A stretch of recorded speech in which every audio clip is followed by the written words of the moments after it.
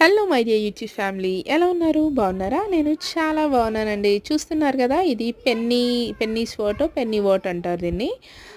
నేను మిద్దె తోటలో ఒకసారి పెంచానన్నమాట.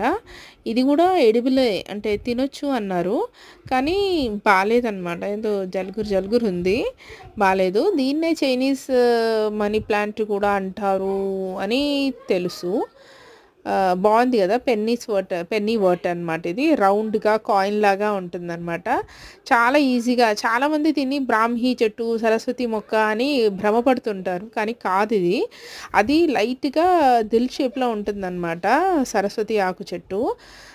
అది కొంచెం లైట్గా చేదుగా, కొద్దిగా పుల్లగా ఉంటుందన్నమాట సరస్వతి ఆకు. ఇదేమో కొంచెం బంక బంకగా అట్లా ఉంటుందన్నమాట.